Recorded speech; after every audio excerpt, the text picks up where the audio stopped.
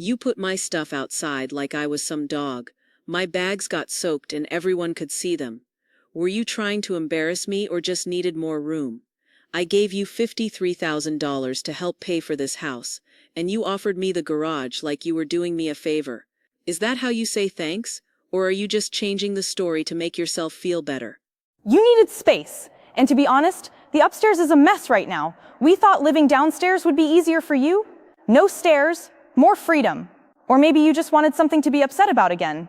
Makes your story sound better, right? You always act like a victim when you feel ignored. That paper in your desk about the villa, was it Oakwood Hills?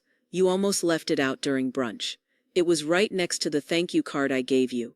So was the plan to quietly move me out before you sold the house. Funny thing is, you never asked whose name is still on the paper. You were never going to stay here forever. He just didn't tell you because he felt bad. This is not your house. It's a memory. And memories don't get their own rooms. She didn't move. The rain couldn't cool the anger burning in her chest. The neighbors said nothing. Vanessa smiled, not knowing Audrey had already called the bank. Did you know I sold my necklace to help pay for your first house? I bet you don't remember. There was no big moment, just me walking into a pawn shop. The man behind the counter talked like I was selling something I barely cared about. But that necklace was the last gift from my mom. I wore it for 40 years. It even left a little dent on my collarbone. At the time, Gregory had just lost his job, and you were still busy picking out fancy wedding decorations. I gave up a piece of my past to help you build your future. I never asked for anything back. Not even a simple thank you. Strange, right? After I buried the only man who truly saw me, all I had left from him was a funeral and a bill. I thought if I kept giving, one of you would look up and see me standing there. But all of you got really good at pretending I wasn't around. That kind of ignoring takes time to learn. Tell me something. Do you even remember what the necklace looked like? Maybe you stayed too involved because you needed to feel important. You're always giving away parts of yourself, then getting upset when we don't treat them like treasure. That necklace meant something to you, not to us. I never asked you to sell it for our house. You chose to, like you always do. It wasn't just helping, it was hovering, always right behind us with baked food and feelings we couldn't talk about. You say you were forgotten, but sometimes people disappear when they don't step aside. Gregory used to call me just to ask what I dreamed about. That was right after school, before he had job problems, before he met you. His voice still had that soft, kind sound back then. One time I joked about opening a little bookstore near the beach. 2 days later, he sent me a small rock with a little shell drawn on it. He wrote, "Start here, Mom." He used to call me that, Mom. Not just a title, but like I was a real person. Now he signs his texts with regards, like I'm just someone he has to deal with, or like I'm a problem. You don't get to call my love a problem just because it doesn't fit with your picture-perfect family anymore. Do you know what it feels like when your own child stops seeing you as a person and starts treating you like work, like they don't want to spend anything on you, not even words? I'll tell you, it feels like watching someone write your death notice while you're still sitting there. He sees you. He just knows it's time for you to let go. Maybe that's what you don't want to face. Maybe holding on to the past makes you feel like you still matter. But just because a parent was needed once doesn't mean they will always matter in the same way. People change. Lives move on. Just because you gave birth to someone or married into their life doesn't mean you own their story forever. This family kept going. You're stuck pressing rewind on something that isn't playing anymore. Moved on into what? A life that looks nice on the outside, where all the pillows match your clean plans? A family where saying thank you only happens when guests come over? I used to practice how to say sorry to you for being in the way. I really believed I was the problem, like a ghost in your perfect home. But now I see the truth. I was the one holding it all up while you changed everything around me. You called it love, but really it was just putting up with me. I made myself smaller so you could have more room. And even then you asked me to leave. Being remembered shouldn't require begging for it. You don't have to love me, but you can't erase me from this family like I was bad design. You think being here once means you deserve to stay here forever. I'm not trying to kick you out. I'm just trying to clean up the mess that's left. Gregory gets tense whenever your name comes up, not because he hates you, but because loving you feels like a job now. And love shouldn't feel like fixing a broken pipe. And don't forget, you didn't raise me. I saw from the outside how your quiet giving turned into pressure. The real question isn't why we stopped seeing you. It's why you thought being needed was the same as being loved. It wasn't pretend, it was survival. There's a big difference. Every single day I bent myself so far to keep things steady, no one even noticed, but breaking would have been too much trouble for all of you.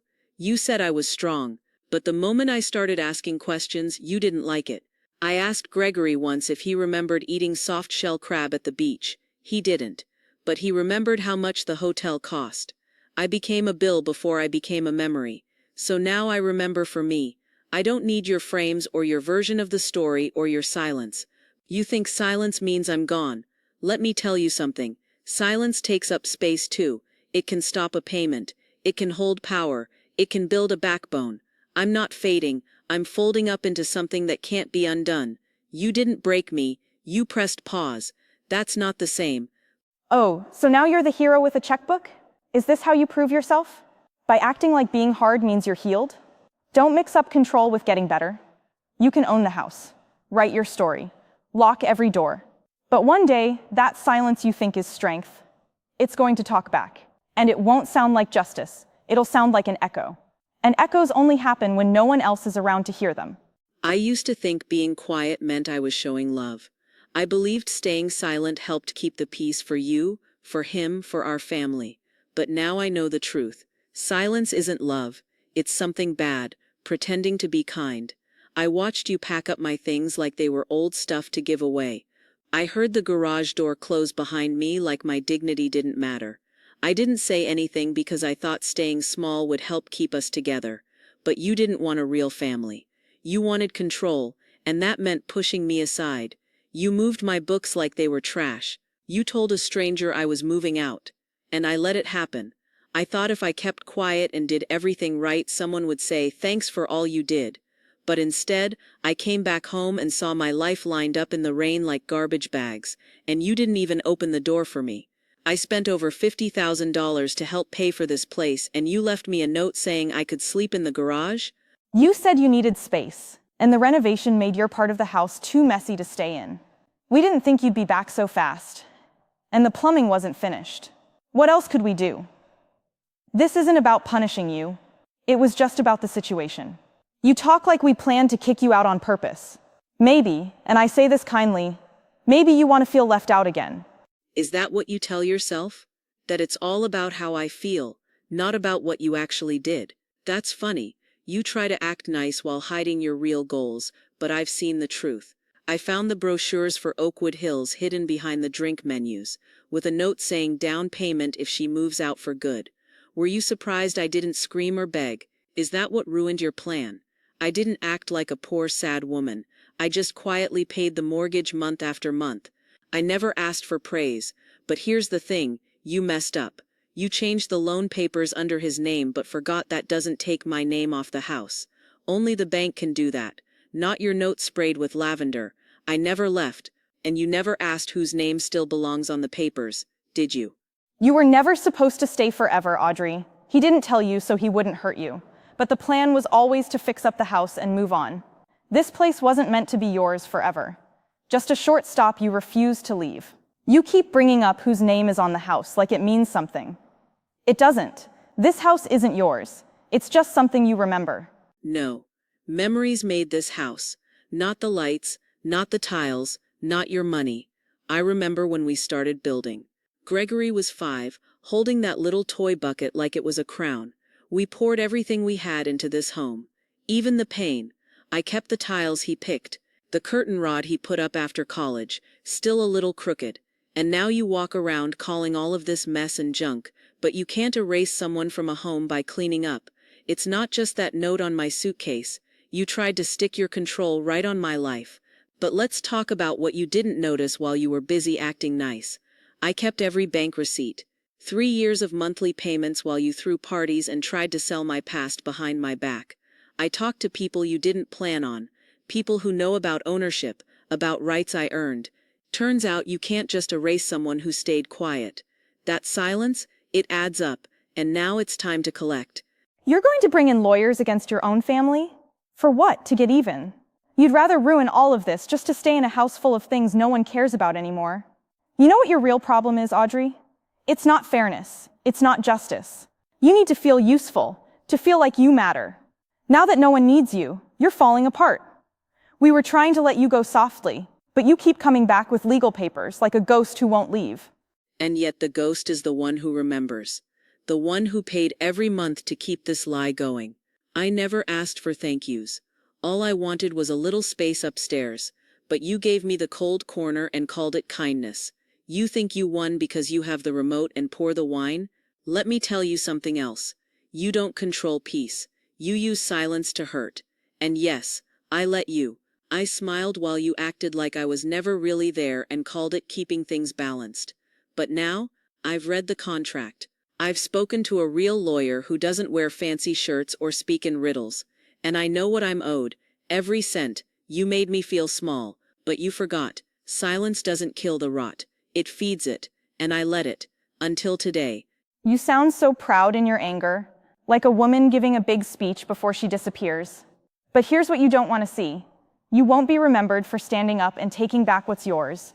You'll be remembered for choosing a house over your own people. Go ahead, bring on your lawsuit. Take your stand. In the end, you might be right, but you'll also be completely alone. It's strange. You spend so many years learning how to stay quiet so people won't see you as a problem. Then one day you realize silence is the only thing they can't twist around. Nora laughs when I tell her that, but it's true. There's a kind of freedom in being left behind. If you can get through the painful part, you start making choices for yourself. You stop thinking that people will be kind just because you're hurting. I printed the lien this morning at the library. It came out of the printer between a paper for dance classes and a lost dog poster. It looked almost like a birth certificate. Simple, legal, final. You'd be surprised how strong it feels when you see your power typed in Times New Roman. When the bank called you yesterday, I imagine your hand paused before picking up. Not because you didn't know what it was, but because you finally realized what losing control sounds like when it comes from a woman like me. I don't shout. I sign papers. You've made your point, Audrey. Loud and clear. Through the bad credit, the house warnings, and the nosy neighbors, I'm guessing the quiet treatment was part of your show too. Well done. But it's time to be smart now. We can work something out. If what you wanted was attention or to be included, fine. We'll bring you in. Officially. You can help again. No, you still don't get it. I don't want my old place at your table. I built that table, and now I've claimed the whole dining room. While you were busy picking napkins and decorating walls in Oakwood Hills, I was filing a legal lien. I had been listed as a co-borrower for 35 straight months. That means you built your life using my unpaid credit, and I have the right to take it back. Now you understand, right? My silence wasn't weakness. It was planning. I didn't disappear. I changed the ground under your feet. You thought I was just an aging woman not doing much. But I changed. I didn't go cold. I went official. So now you're going to hurt your own son. His credit, his job.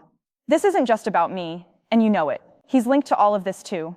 What kind of mother signs something that could damage her family's future? You're not winning anything. You're just ruining everything. A mother doesn't destroy, Audrey. A mother forgives. Forgiveness isn't something you do at a bank. And honestly, you've mixed up being erased with being kind for so long that you don't even know what love without control looks like. I'm not destroying anything. I'm just not helping grow something that always drops the same rotten fruit. Gregory stopped calling when I stopped signing for loans. You think that's random? It's not. And about being haunted, I sleep just fine. I make tea now like I used to, back when my hands shook. The shaking stopped when I got myself new sheets and stopped jumping when my phone rang. This isn't revenge. It's about being seen. Maybe for the first time in years I'm being seen and respected by the law. So what's the plan now?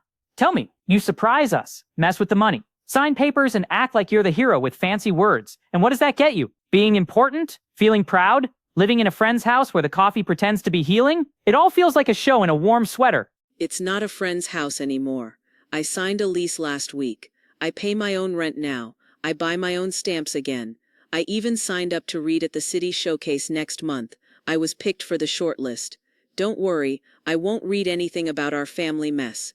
I'll read something I wrote about winter, about lighting 3 little candles and reading to my son while wearing 1 glove. You're not the reason for my writing. Survival is, and I'm done writing for people who only listen when they're praised. Survival is. He doesn't even know the full story. He keeps asking why you won't just come home. I told him you're angry and trying to hurt us, that your sadness turned bitter. But maybe it's not that. Maybe you finally decided your pride matters more than what, Audrey? More than being needed? More than being forgiven? I used to be scared of quiet. I thought it meant I failed or that no one cared about me. So I'd fill the silence with food, fake smiles, offers to help, and too many holiday gifts. I made myself invisible because I thought love meant disappearing to make others happy. But I've learned that silence can bite. When I stopped explaining everything, people freaked out. When I stopped paying for things, phones started ringing. You want to know what changed me? I found some pages I had written a long time ago. You had hidden them under the kitchen sink. And I didn't even get angry. But something inside me broke a little. Quietly, like an old thread finally snapping. You tried to get rid of my voice by ruining those pages. But the truth is, I had already mailed the real copy. I entered a contest. It was already dated and sent. You can't soak what's already been shared. It's been read out loud. Come on, don't be so dramatic. I didn't ruin anything. It just got wet. Someone probably spilled something. You always leave papers lying around. Look, we've all had a tough year. Maybe the timing wasn't great. A writing contest? Really? I just thought it was one of those hobbies that come and go. People start new things after 60, don't they? But you don't have to punish us for not clapping fast enough. It's like you're seeing lies and betrayal everywhere. It's tiring. Tiring? That's funny. Coming from you.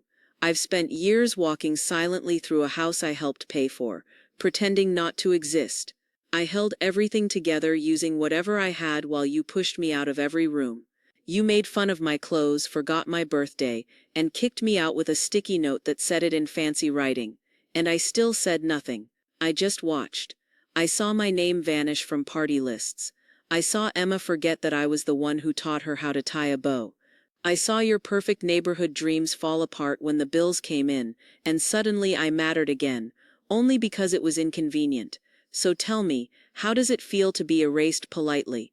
Oh, and the blue scarf I wore at the event, the one you called silly and emotional, that belonged to your husband's grandmother. She gave it to me. You never asked. You were too busy showing off the house, the one that was never really yours.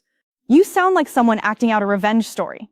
You say you found yourself, but really, it just looks like you're using motherhood as a weapon. You smile like you've won. But remember, it was you who did all this. You stopped helping. You caused the money problems. You hurt your own son's finances. You can tell yourself it's fair if that makes you feel better, but don't call it noble. You didn't fix anything. You tore it down because it didn't match your new dream. Dignity isn't something you hold. It's something you choose.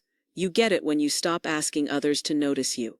I didn't destroy this family. I just stopped paying for a story that made me the bad guy in my own home. I knew the moment I said no, the silence would begin. That quiet feeling when someone loses control. I heard it in your laugh, too flat, too fake. You were never worried about me being there, only that I wouldn't go away. But now I outlast you. And that's what's driving you crazy. I didn't hurt you. I moved past you. And now you look at me like I still owe you kindness for making it through. You gave it all up. For what? A little house full of teacups and notebooks? You think Emma is going to leave her whole life to come sit on your porch and read poems? You're lying to yourself if you believe this will last. You left your son. You walked away from trying to fix things. This isn't power, Audrey. This is just a prettier place to hide. And one day you'll see you're completely alone. Just you and your silence. Being alone is not the same as being lonely. You would understand that if you ever sat with your own thoughts long enough to hear them. And you're wrong about Emma. Last week she sat next to me under the red tree you wanted to cut down to make the yard look nicer. She asked me why the roots take in so much water. I told her that real strength starts underneath. She liked that. She even drew it in her sketchbook. A tree with feet. Maybe that's what I am now. Strong in the ground. Not loud. Not cruel. Just finished. You only notice the thunder. But this silence, it starts with a shake. You know what's scary? You really mean it this time. You truly don't care anymore. No tears, no offers to make dinner and talk it over. Just this steady quiet, like you've already left us behind. And maybe you have. Maybe this wasn't a warning. Maybe the storm already arrived, and we're just what's left behind. You really thought I'd just stay quiet, pay the bills, and slowly disappear like old wallpaper. I kept that house going for almost 3 years while you threw parties and showed off your baby room online. I didn't say a word when you pushed me to the basement. I stayed quiet when you packed up my wedding photos and called it seasonal storage. But when you lined up my bags in the hallway during a thunderstorm like I was a lost dog, you crossed a line. And still, you thought I'd just say yes again. That I'd keep giving until you had the nice house and I was stuck in the garage. But yesterday I spoke to a lawyer. I showed her proof. The bills, the house documents, all the things in my name. She said I have a strong case, that the money I put in matters, that even staying quiet means something when you can track it. So here's what is happening. You're selling the house to me for $87,000. That's the amount I've paid. No more, no less. I'll take over the payments when everything is updated. The rest of this drama is just your pride hurting. You don't have to agree, but you do have to sign. This isn't about feelings. It's numbers, and for once, you're not the one in control. This is selfish, and you're trying to act like it's justice. You're throwing away your grandson's home just to prove a point. Does it make you feel strong? I hope so, because this whole plan you created is meant to look noble, but it's not. You could have talked to us. You could have asked for respect. But instead, you came with a lawyer and a trap. You think this is about taking back your dignity, but really, it looks like revenge. Just so you know, we were getting ready to sell the house and move. Now we can't. We can't even make a down payment anymore. Our credit is sinking because of you. I asked for respect when I reminded you that my name was still on the papers. I asked for kindness when I said your parents could visit and you said there wasn't enough room. I've tried in my own way with quiet dinners you left early and birthday cards you didn't open. You called my care control, but real control is kicking me out with a sticky note. It's cutting off my number when the basement lost heat during the storm. So no, I'm not sorry. I'm not hurt the way you hoped I'd be. I'm not someone you can ignore just because you changed the color scheme in the house. And if my son's future is so weak that it falls apart because I stopped paying your bills, then maybe what you two built isn't a future at all. It's just a pretty picture. The house will be mine before the month ends. Not to be mean, but because I finally remembered I matter, and I don't belong in the garage. So what now? You want applause? A big gold star, because you stood up for yourself at 68? You dealt with little problems for years, and now you've gone too far. You turned your hurt into a weapon, and now you're so proud of yourself. You think this is justice, but you're all alone in it. No one is cheering. You've cut us out, all for a house title and a fake win. Now you'll sit alone with your stories and your peace, and we'll be the ones trying to fix everything you just broke. You think I'm scared of being alone? I've been alone in that house for 15 years, even when you were there, especially when your smiles felt like knives. I ate Thanksgiving dinner watching you scroll on your phone. I hung up my grandson's drawings and then saw you take them down to put up your home goals board. I was never really part of your life, just a quiet background, but I helped build that house back when your husband was still a kid. When people painted walls together and kept their problems private, you don't get to erase that. You don't get to push me out because you added a fancy bathroom and a few stickers on the wall. This isn't revenge. This is me finally being seen. I'm not choosing a house over people. I'm choosing peace over pretending. And the next time I walk through that door, it won't be with groceries or guilt. It'll be with keys. Keys I worked for, keys I earned. You didn't break me. You just hit pause. And I'm not paused anymore. You really love that story, don't you? The one where you rise from the ashes like some hero and everyone claps. But this isn't a movie. You're not a hero. You took your pain and turned it into legal papers. Now you're calling it a comeback, when really it's just payback. You have your keys? Good. But don't expect us to come visit. I'm not expecting that. I stopped hoping for anything the day you treated my silence like it was furniture to move around. And maybe you're right. Maybe no one cheers for this kind of ending. But I don't need a crowd. I don't need anyone's okay. I've spent years staying quiet just to be close to people. I've earned the right to stand where I used to kneel. I would have shared the house kindly, but you wanted full control, and that's not an option now. You taught me something without meaning to. That love without respect is just power play. And I'm done being the one you play. You can lock your door tonight. But the truth is clear, the house is changing hands, and this time I'm not leaving. Then I guess we'll be two ghosts living in a house full of old anger. Just know, when he asks what happened, I won't protect you. I'll tell him who you really are. The woman who picked power when all he needed was someone to keep the family whole. No need to sit. This won't take long. I already know what you're about to say, how stressed you are, how hard you tried, and how I've always been too sensitive. Let's skip that. Look in front of you. That's the resale agreement. Yes, that's both of your names listed as the sellers. Look at the second page. That's my offer. 87,000, not 87,000 off, just a flat 87,000. Because in the last 35 months, that's exactly what I've paid, quietly, without asking for attention. Payment after payment, including interest. Don't act like you don't understand. I had the numbers checked by 3 people who actually studied money and who still have a conscience. I'm paying all in cash. You get nothing extra. No bonus, no family dinner goodbye. And since you haven't made a payment in 4 months, your other choice is to lose the house or watch your credit get destroyed trying to save it. Do you know what it's like to keep a family under one roof while they're planning to kick you out? That little note you left me. We have the garage if you still want to stay. I framed it. I thought it might look nice beside the deed. You can sign today or deal with the court. Either way, we're done here. The front door, it's not yours anymore. You're joking, right? You actually did all that. The lien, the transfer, all those so-called doctor calls. They were lawyer meetings? You sat at my table, smiled at Emma, while planning to take everything from us? This wasn't quiet strength. This was a trap. You could have just walked away. Why do this? Revenge. You think owning the house makes you feel whole again? This isn't about the house. It's not about who touches the thermostat or who picked the curtains. It's about the dinners I made every single Sunday, the times I cleared snow off the steps while you sat inside, that chair in the corner that I never got to sit in because you kept moving it.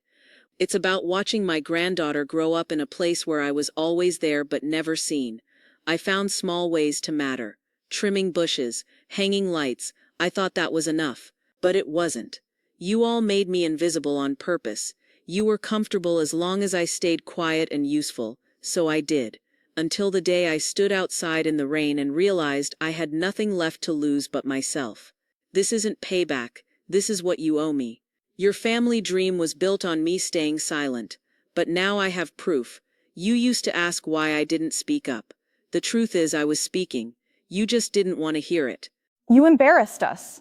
Some people won't even talk to us at the club.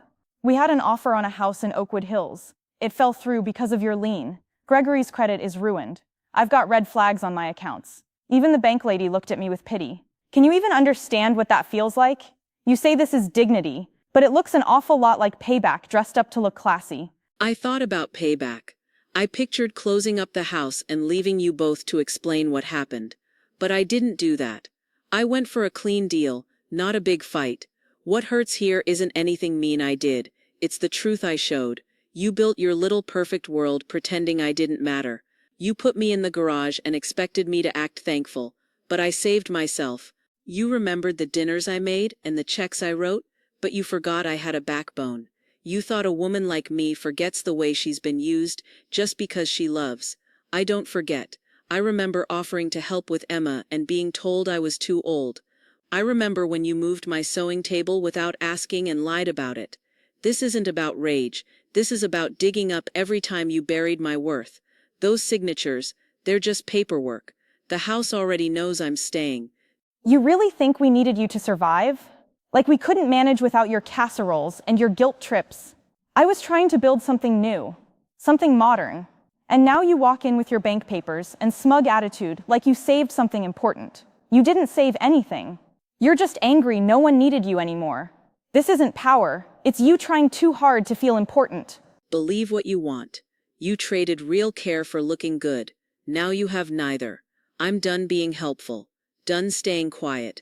And I'm done pretending your perfect life wasn't built on my back. You took my name off the mailbox but forgot I still had rights. And that's what's hurting you, not what I did but what I proved, that I could stand up and not shrink. That real love isn't soft and polite, it's strong. Here's the truth. I didn't steal your house. I took back what was always mine, and I'm not waiting outside anymore. I'm closing the door from inside. You think this is the end of the story, but you've only changed your part in it. Now you're the bitter one, unkind and cold. One day your precious granddaughter will ask why you're alone in that house full of furniture no one visits. What will you tell her? That you won? That bricks mattered more than family? Because she will feel what's missing.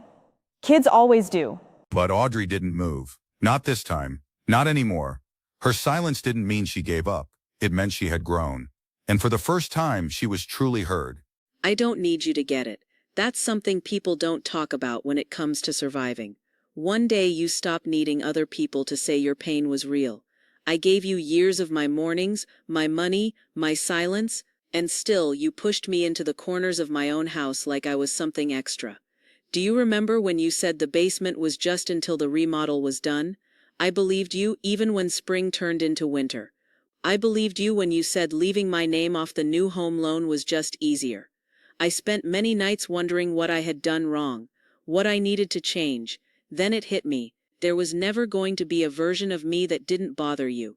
You weren't building a family. You were building a story, and I was just supposed to support it in the background. But I learned a lot after you put me out like old furniture you didn't need anymore. I learned you can take your life back without yelling. I learned how to fill out forms with a pen, how to name my anger without feeling like I was choking. And the best part? I didn't do it to make you feel bad. I did it because I refused to live like I didn't matter. I don't need you to agree or say I was right or even remember. I just want the space that is mine, and the respect I always should have had. You said I turned my back on family. I didn't. I just stopped choosing to disappear so everyone else could be comfortable. I think part of me thought you'd come back, that you'd go back to the way you were, helping, being there. Maybe I needed you more than I knew. I acted like the house was mine, but that was easier than facing how much you actually kept everything from falling apart. I'm not saying I was right. I just saw a life with no problems, and I ran after it. I didn't think it would cost us you. And now that you're not bending anymore, I don't know what to do with the quiet, but I hear something in it now. I think you wanted more, not as payback, but just to be seen. Maybe I never gave that to you, or maybe I saw it too late, when I had already taken it away. She didn't need to prove she was good enough. She just stopped giving it away like it didn't matter.